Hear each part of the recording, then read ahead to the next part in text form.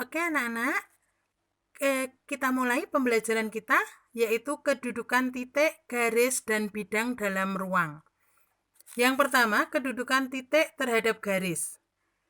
Titik T dikatakan terletak pada garis G jika titik T tersebut dilalui oleh garis G atau perpanjangannya.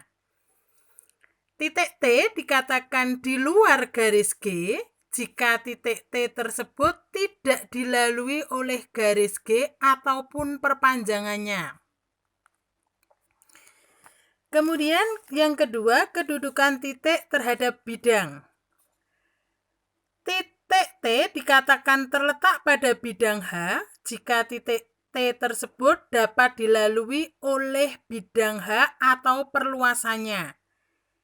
Titik T dikatakan terletak di luar bidang H jika titik T tersebut tidak dilalui oleh bidang H atau perluasannya.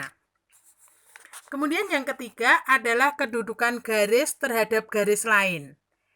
Dua garis berimpit jika kedua garis itu mempunyai paling sedikit dua buah titik persekutuan. Dua garis berpotongan jika kedua garis itu mempunyai satu titik persekutuan. Titik ini disebut sebagai titik potong kedua garis tersebut. Dua garis sejajar jika kedua garis itu terletak pada satu bidang tetapi tidak mempunyai titik persekutuan. Dua garis bersilangan jika kedua garis itu tidak dapat dibuat suatu bidang. Dengan kata lain, kedua garis itu tidak terletak pada satu bidang. Ingat ya, tidak terletak dalam bidang yang sama.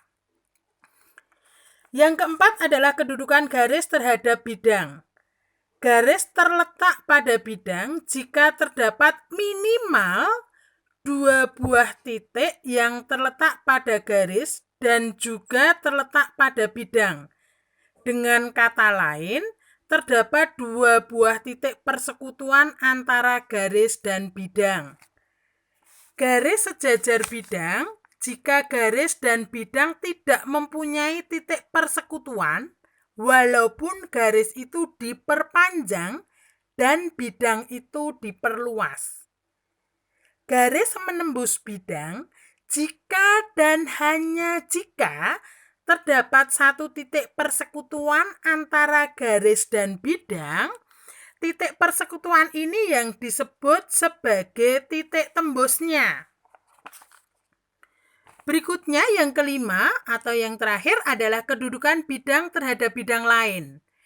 Dua buah bidang berhimpit jika kedua bidang itu mempunyai tiga buah titik persekutuan yang tidak segaris.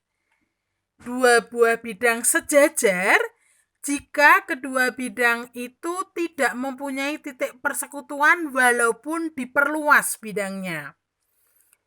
Yang ketiga, dua bidang berpotongan jika kedua bidang ini tidak berimpit dan tidak sejajar. Perpotongan kedua bidang tersebut berupa garis lurus dan dinamakan garis potong atau garis tembus ataupun garis persekutuan. Jadi kelima kedudukan titik, garis, dan bidang dalam bangun ruang sudah Ibu sebutkan. Konsep ini yang akan kita jadikan untuk mempelajari jarak, titik, garis, dan bidang dalam bangun ruang. Terima kasih atas perhatiannya. Selamat belajar, salam sehat selalu.